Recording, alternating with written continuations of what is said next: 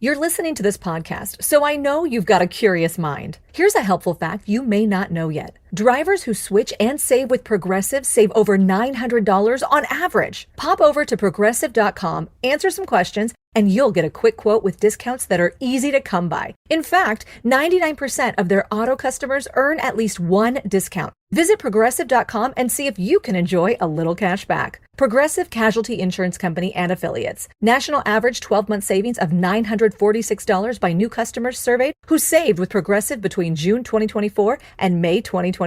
Potential savings will vary. This episode of Voices for Justice is sponsored by Shopify. Starting a business is filled with a lot of what-ifs. What if I fail? What if nobody listens to the podcast? What if nobody cares? It can definitely be hard to get over that doubt and uncertainty, but making that leap was one of the best things I've ever done, and it's great to know that I'm not alone with a business partner like Shopify. Shopify is the commerce platform behind millions of businesses around the world, and 10% of all e-commerce in the US, from household names like Heinz and Mattel to brands just getting started. And I'm telling you, their tools really do feel like you have a business partner. They have hundreds of ready-to-use templates to help build a beautiful online store that matches your brand. You can also get the word out like you have an entire marketing team behind you. Easily create email and social media campaigns wherever your customers are scrolling or strolling. And if you get stuck, Shopify is always there to help with their award-winning 24/7 customer service. It's time to turn those what-ifs into with Shopify today. Sign up for your $1 per month trial today at shopify.com/justice. Go to shopify.com/justice. That's shopify.com/justice.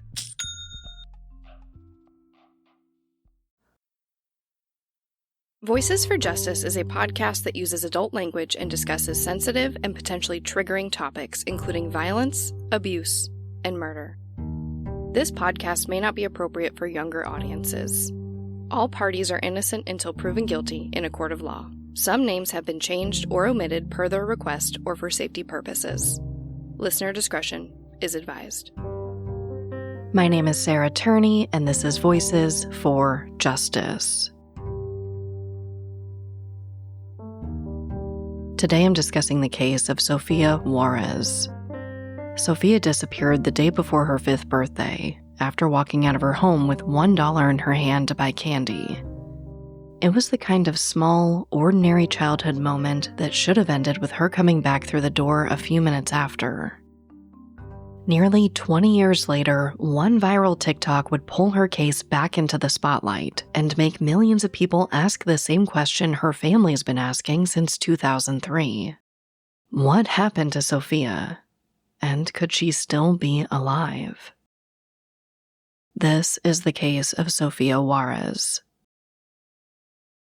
It's Tuesday, February 4th, 2003 in Kennewick, Washington. And inside a home near East 15th Avenue and South Washington Street, 4-year-old Sofia Juarez is excited for her 5th birthday the following day.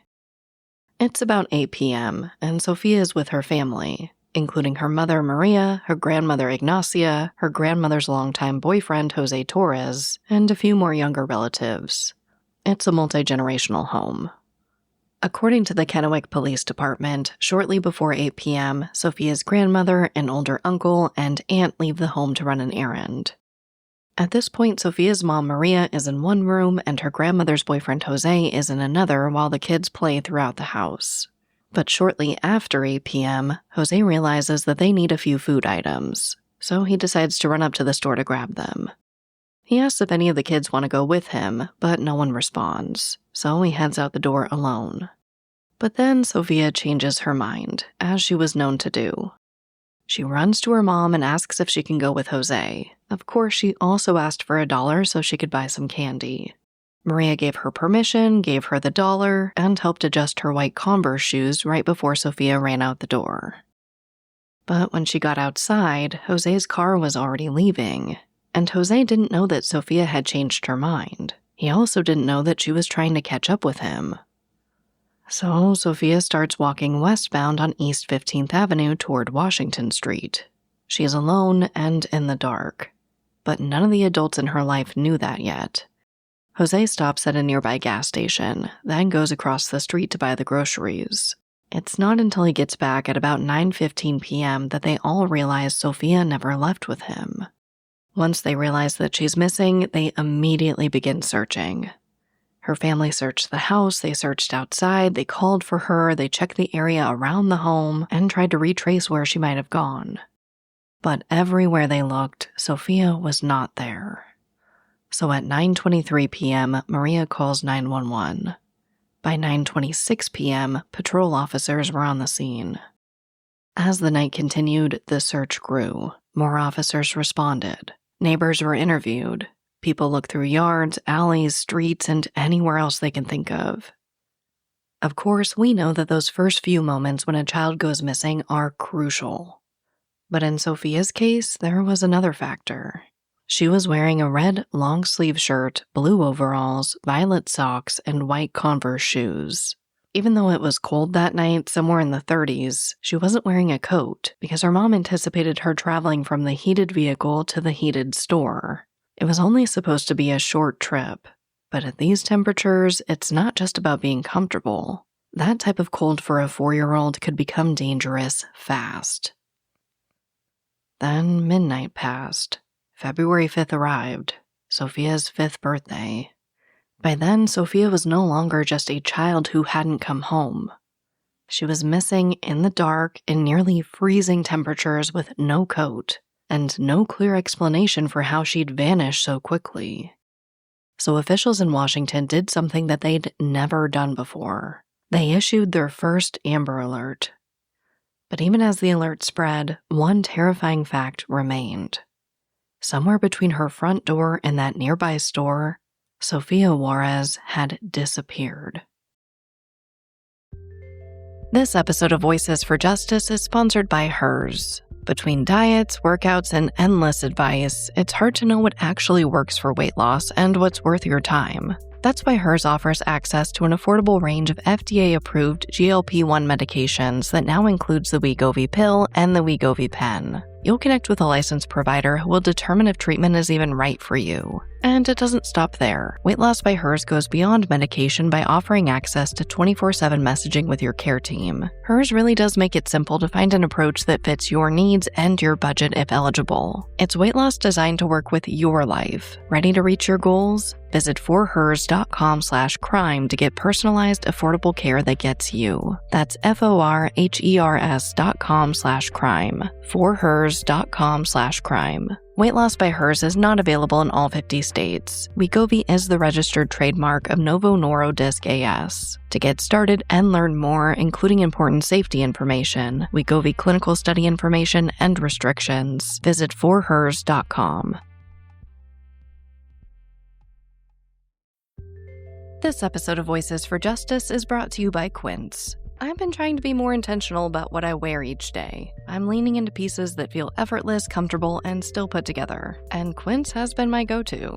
The fabrics feel elevated, the fits are flattering, and everything just works without overthinking it. They use premium materials like 100% European linen, organic cotton, and ultra-soft denim. And the best part? Everything is priced 50 to 80% less than similar brands. They work directly with ethical factories and cut out the middlemen, so you're paying for quality and craftsmanship, not brand markup. I recently just ordered their tiered linen dress, of course in black. I wanted to pair it with one of my favorite pairs of brown wedges. The problem was, I didn't have a brown purse. So I got that from Quince too. It's one of my favorite outfits. It's easy, effortless, and feels amazing, especially as we're getting a little bit warmer here in Phoenix.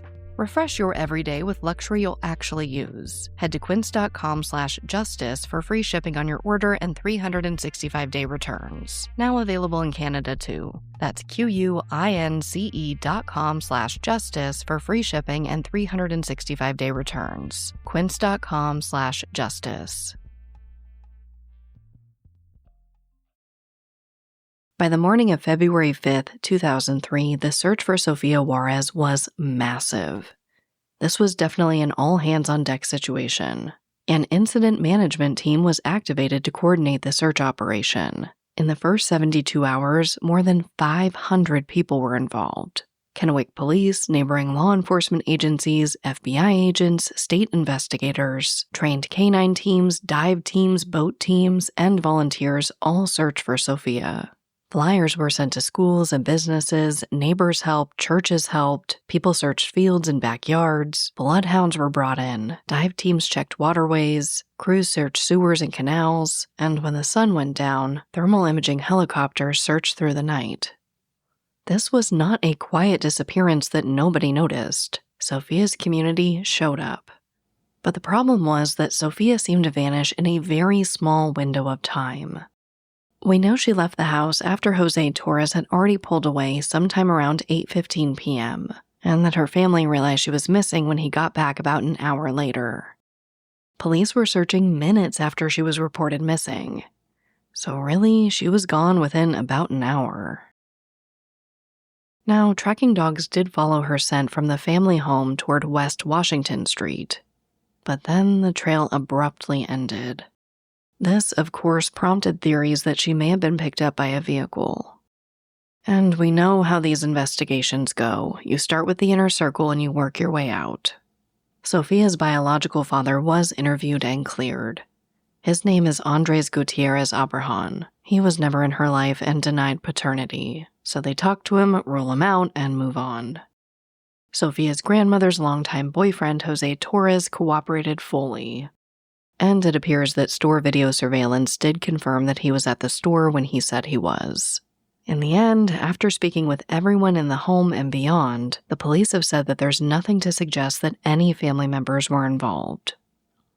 But of course, with the searches turning up nothing, and with the scent trail abruptly stopping on the street, the prevailing theory was that someone abducted Sofia.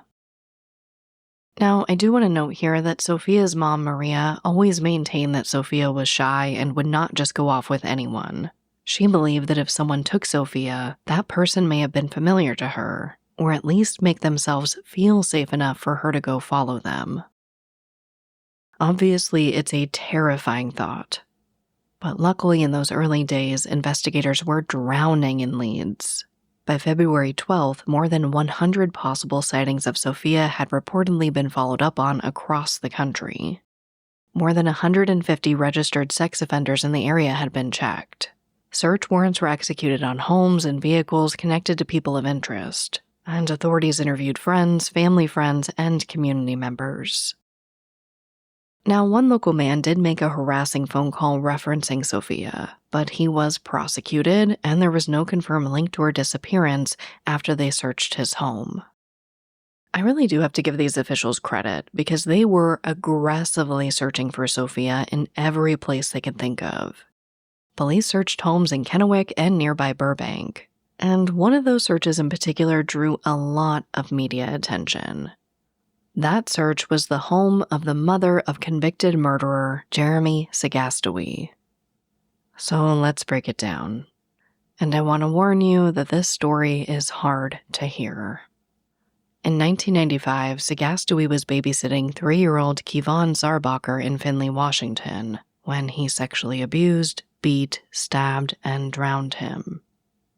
Then he waited for Kevon's mother, Melissa Zarbacher, to come home, and he shot and killed her and her friend Lisa Vera Acevedo. Sagastuwi pleaded guilty to 3 counts of aggravated first-degree murder and was executed by lethal injection in 1998. So when police searched his mother's home in the days after Sofia disappeared, it understandably raised questions. Sagastuwi had been dead for years at this point, and his mother accused police of pressuring her and her other sons to confess to harming Sofia. But it was really like this big media blip that quickly went away, because in the end, there was no confession and no evidence found. Or, like I always say, if there was, they weren't telling the public that. So really, when you look back at those first days and weeks of Sofia's case, you see 2 things happening at the same time. On one hand, there's an enormous search and a very active investigation. On the other, there's no solid answer. And for the family, that is a very specific kind of torture. Because people are doing things, police are searching, volunteers are showing up. Her case also did receive quite a bit of national attention. America's Most Wanted featured Sofia's story. NASCAR driver Damon Lusk, who was from Kennewick, ran Sofia's photo on his race car to bring even more attention to the case. The tips were coming in, but none of it was bringing Sofia home. And for some reason, her Amber Alert is canceled just 36 hours after it was issued, despite again the prevailing theory being abduction. Like I said, this is a community who is very invested in Sofia's case. Not long after, about 300 people joined a candlelight vigil and march from Sofia's home to St. Joseph's Church.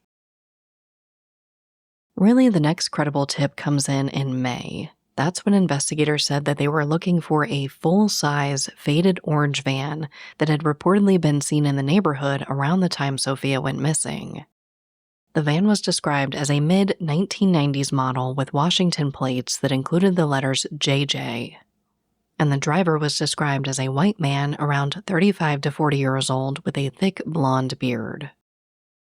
Now, they were pretty careful about this lead. They wanted to identify the van and its driver, but they made it clear that this was just a possible witness that they wanted to talk to, not someone who was definitively linked to Sofia's disappearance. But as far as we know, this tip unfortunately didn't lead to anything substantial in her case. Of course, detectives continued working, leads continued coming in, but there was no breakthrough, and no credible sightings of Sofia. And like we see all too often, the years began to pass. Sofia's case was passed between investigators as new, more urgent cases filled their time. Then, in 2006, skull fragments were found in a field south of Ritzville. Obviously, whenever remains are found in a region connected to a missing child, families have to brace themselves for the worst. But testing those fragments determined that they were at least 600 years old and unrelated to Sofia. All of this is a lot for anyone and any family to deal with. And then, in 2009, Sofia's case became even more heartbreaking. Her mom, Maria, died from medical complications at just 26 years old. Her family said that Maria never gave up hope that Sofia would be found. Her brother, Juan Juarez, later spoke publicly about how painful it was that Maria died without ever seeing her daughter again. And to honor this sentiment, Maria's funeral procession returned her ashes to Kennewick by the same candlelight route used in 2003 for Sofia. No one goes to Hank's for his spreadsheets. They go for a darn good pizza. Lately, though, the shop's been quiet, so Hank decides to bring back the $1 slice. He asks Copilot in Microsoft Excel to look at his sales and costs and help him see if he can afford it. Copilot shows Hank where the money's going and which little extras make the dollar slice work. Now Hank's has a line out the door. Hank makes the pizza, Copilot handles the spreadsheets. Learn more at m365copilot.com/work. For years, there were periodic updates in Sofia's case, but no real breakthroughs and no arrests. In 2011, KPD Sergeant Randy Maynard, who was working the case at the time, told the Seattle Times that his gut feeling was that Sofia was alive out there somewhere, though he admitted that he had no evidence to prove it. By 2015, KPD Chief Hohenberg enlisted retired police captain Al Wayner to audit unsolved cases within the department, including Sofia's. And by 2019, he officially became the special investigator assigned to her case. Then in 2020 and 2021, the Kennewick Police began a renewed public push. In 2021, the Washington State Patrol unveiled the Homeward Bound initiative, including a semi-trailer featuring Sofia's image. I love this initiative, and we've seen it before in other cases, but if you aren't familiar with it, it's meant to keep her face moving across the region, literally putting her case on the road so that more people might see her and remember. That same year, Kennewick Police launched a dedicated website for Sofia's case called What Happened to Sofia? And then, social media brought a sudden wave of attention with one viral video. A TikTok video from Mexico garnered about 2 million views. In the video, a young woman speaking Spanish said that she'd been kidnapped when she was a child. She didn't know where she was from. She didn't like birthdays, and she said that she wanted her grandparents to come find her. Now, this was a very emotional video. and the woman's face looked similar enough to Sofia's age progression images that people began sending it to police. But I want to be careful here, because this is exactly where true crime and social media can either help or cause harm. Of course, it made sense for investigators to look into it. They had an obligation to follow up, especially given the similarities and the woman's own statements that she'd been kidnapped as a child. But of course, that woman was also a real person. She was reportedly unhoused at the time and dealing with substance use disorder. People claiming to be her family publicly said that she was not Sofia and asked for privacy. And ultimately, I think you guys know where this is going. DNA testing confirmed that the woman in the TikTok was not Sofia. Really, this TikTok became this bittersweet moment in Sofia's case. It was obviously devastating for those who loved her and hoped that she was alive out there somewhere. But it also showed that people still remembered her. It shows that when her face circulated again, people responded. And in a case where investigators continue to ask for public awareness, that does matter. But the most significant 2021 update was not that TikTok. It was a witness account involving a boy and a van. According to reporting, the witness came forward the day after Sofia disappeared. They saw her face on the news on what would have been her 5th birthday. Then they remembered seeing a girl matching Sofia's description the night before on South Washington Street. Here's what they say. The girl was crying. A Hispanic boy estimated to be around 11 to 14 years old at the time approached her and led her toward a stopped van. He was laughing while she continued crying. The van was stopped on 14th Avenue facing west, as if it was going to turn northbound onto Washington. But according to this witness, it didn't move, even though there was no cross-traffic blocking it. Police later said that they determined that this witness was highly credible. Now, I just want to clarify that this is completely different from the orange van sighting I told you at the top of the episode. This was something completely different that the public didn't know about. Like I always say, if something came, if there were more witnesses, more statements, they weren't telling the public about it, and this is the perfect example of that. For years, investigators kept this information confidential because of active investigations involving people of interest. But after a complete review of the case, they publicly released it in 2021. So there's a ton of buzz around Sofia's case and a huge pop of media attention. But this is where the case becomes both clearer and more disturbing. Because police believe the witness may have observed the initial stages of Sofia's abduction, and they also believe that the boy likely did not act alone. And that unfortunately makes sense. An 11 to 14-year-old boy could perhaps lure a 4-year-old. Like Maria said, Sofia would not have gone with a stranger, but she may have gone with a child who appeared to be trusting. But abducting a child in a way that leaves no confirmed trace for more than 20 years suggests help, planning, or an adult waiting nearby. Now, the juvenile suspect was described as Hispanic, 11 to 14 years old in 2003, about 5 feet to 5 feet 2, with a light complexion.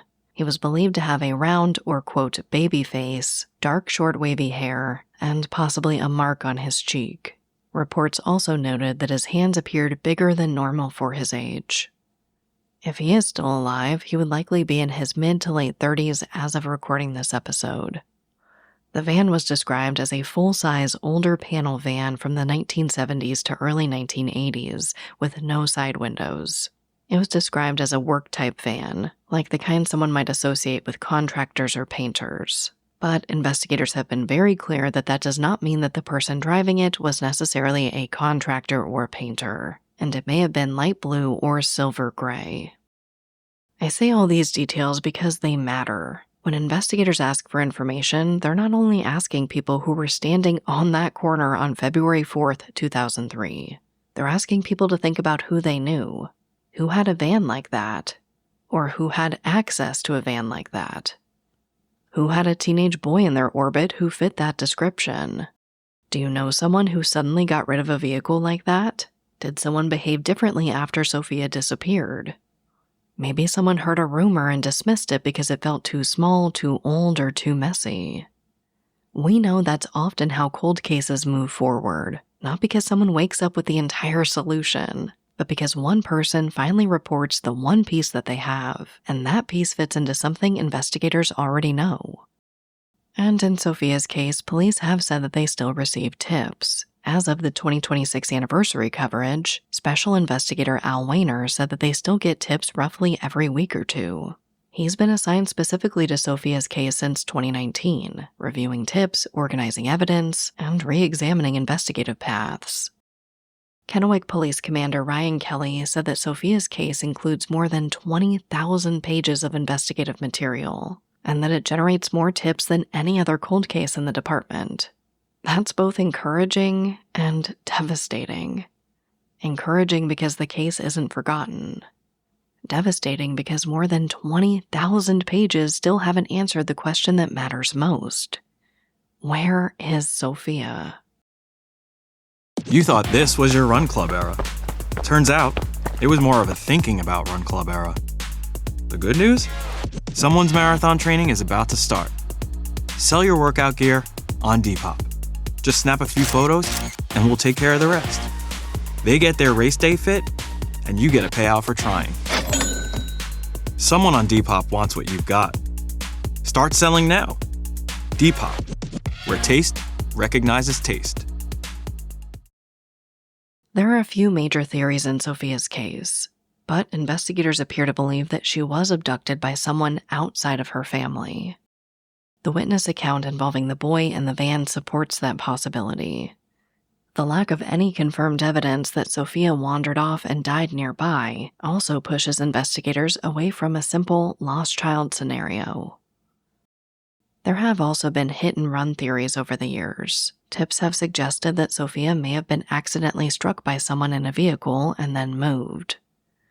Of course, police did investigate those leads, but publicly no confirmed evidence has established this theory. There have also been possible sightings and false leads, including the TikTok lead from Mexico, and other women who were later ruled out by DNA or photo comparisons. Through all of this, one thing has stayed consistent. Sofia has never been found. No one has been arrested, no one has been charged, and her family has continued waiting. In 2026, on the 23rd anniversary of Sofia's disappearance, investigators again emphasized that the case remains active. Commander Ryan Kelly said cold cases become cold because they're challenging, not because police stop working them. And he said something that really stuck with me. Someone somewhere knows something about Sofia. Which brings me right to our call to action, because that is the heart of this case now. If investigators are right, if a boy helped lead Sofia away and an adult or adults were connected to that van, then more than one person may have known what happened that night. And if more than one person knew, there may be people around them who knew something too. A parent, a sibling, a cousin, a neighbor, a friend, someone who saw the van, someone who heard a confession, someone who remembers a boy coming home different, someone who remembers an adult suddenly nervous, suddenly angry, suddenly gone. I know it can feel almost impossible to ask people to remember something from 2003, but memory's strange. Sometimes the details that stay with us aren't the details that we think matter at the time. Maybe it was a van parked where it shouldn't be, a crying child, a teenager laughing at the wrong moment, a comment made after the news broke, a vehicle that disappeared from someone's driveway, a rumor about someone you knew that was too awful to repeat. If any of that sounds familiar, investigators want to hear from you. It would obviously also mean the world to Sofia's family. Sofia's mom, Maria, did not get to see justice. She didn't get to see her child come home. That pain didn't end with Maria. It moved through the family. It moved to the next generation. It became something Sofia's loved ones had to carry while the world kept moving. Like I always say, families of the missing are asked to live in a space that most people can't understand. They're expected to grieve, but not fully because there's no answer. They're expected to hope, but hope can hurt too.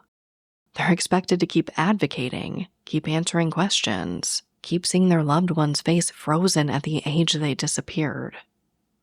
Of course, Sofia would be an adult now, but publicly, she's still the 4-year-old in the missing poster. The little girl with dark hair and a flower hat. The little girl who was supposed to turn 5 the next day. Her family deserves the truth. Sofia deserves to be found, and the person or people responsible deserve to be held accountable. So please share Sofia's case, especially if you have any connection to Kennewick, Washington, the Tri-Cities area, or anyone who lived or worked there in 2003. Your share of Sofia's story could lead to the tip that brings her family the answers they've been waiting decades for.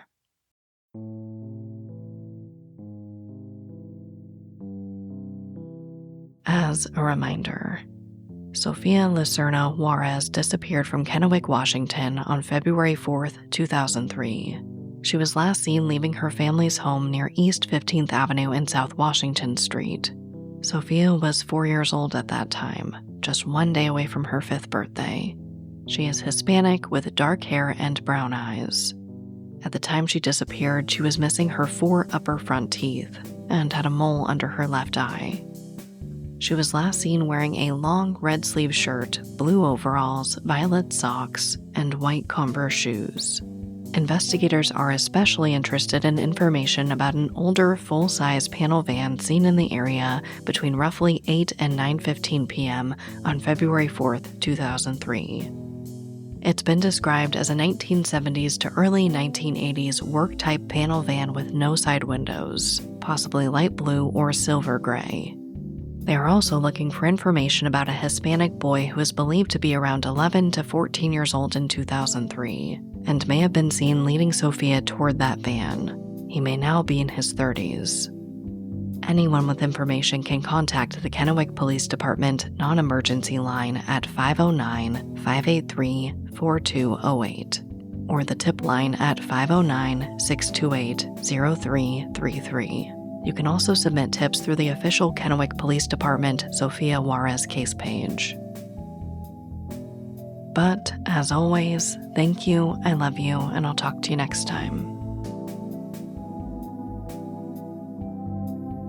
Voices for Justice is hosted and produced by me, Sarah Turney, and is a Voices for Justice media original. If you love what we do here, please don't forget to follow, rate, and review the show in your podcast player. It's an easy and free way to help us and help more people find these cases in need of justice. And if you want to support the show even further, you can find us on Patreon.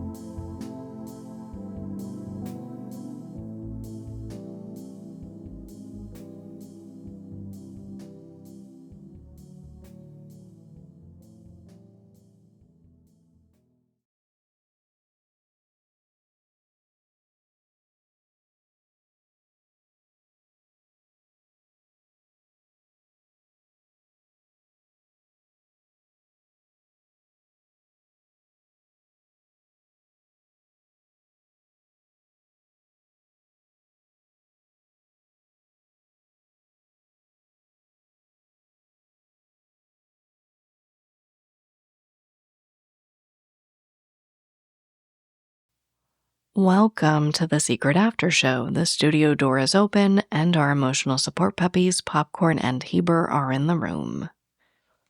Before we get into the case, I just wanted to talk about the anniversary for Alyssa, and I'm not going to get too much into it. I just wanted to let you guys know that if you missed it, on the 25th anniversary on the 17th, I posted a very candid, off-the-cuff kind of update for you guys. Really, I guess just talking about where the case is now, my feelings, and I do speak directly to my father, who says that he watches and listens to everything that I do. I'm not gonna lie, that anniversary is something I've been dreading all year, really starting back to the holidays in 2025. Something about it just really kind of immobilized me in some ways. I think I needed more time off from true crime in this first half of 2026 than I ever have in my entire life. It was like with the search that I knew was happening in March, and then the anniversary a few weeks after, it was very often too much to handle. So as you guys saw, I did take breaks, more breaks than I've ever taken before in my true crime career. So I did want to take a second and just thank you for being so patient with that and let you know that, really, after that anniversary passed, sorry, it's hard to speak sometimes, I got this like wave of renewed energy, and I don't really know where it came from. It's like I woke up one day and I was ready to get back in it. I'm getting up. I want to work on the cases. I want to get these things done. I'm like, something about that anniversary passing, I think just kind of like reset things for me. That was really rambly, but I hope it made sense. Essentially, thank you for bearing with me while I was trying to deal with the unbearable, if you will. And I look forward to pushing ahead and getting back to how I used to feel. That being said, let's go into Sofia's case. This one really interested me because you guys know how I am. I feel like these cases will get this like huge pop of attention, and when the whole world is talking about it, that's usually not when I pick up a case. Sofia's picture popped back up for me on TikTok, and I remembered everything that happened with the video going viral, it not being her, and then I looked to see like who's covered her case recently, and it's not a lot of people. So I wanted to dive back in, bring some more awareness to it, and see what we can do. Because despite this being an older case, it does seem like she has some pretty dedicated people on it. She also has a bunch of family out there who are still fighting for her. So I know I keep saying it, I know I keep drilling it into you, but these older cases need attention too. And it really does feel, and I keep saying this to you guys, I'm sorry. These older cases are getting solved all the time, and I've been focusing a lot on the older cases, so that's why. I just see them and I feel for them and I want to help. And I try not to harp on it in the episode. I think I did a pretty good job, but I also like to feature cases that have been kind of reinvigorated by social media, because I do think it's such a powerful tool. Like, obviously, half the reason I think that so many people know about my sister's case is because of social media. It's not, really the detectives or major media. It was social media. So seeing this TikTok really reprise Sofia's case, I think gives us hope in so many ways. That really, it just takes like one viral video to get a missing person case back in the spotlight.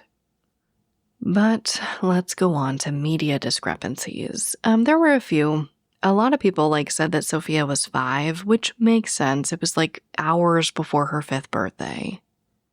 I did find some conflicting reporting around the exact time that Jose left the house when Sofia was reported missing, but luckily the Kennewick Police Department has their own page dedicated to Sofia where I was able to pull a lot of that information. There was also some discrepancies between the way that the vehicles were described, and kind of those descriptions evolved over time. But again, I went back to the police department, and my goodness, if there is anyone from any police department listening right now, these dedicated case pages help so much.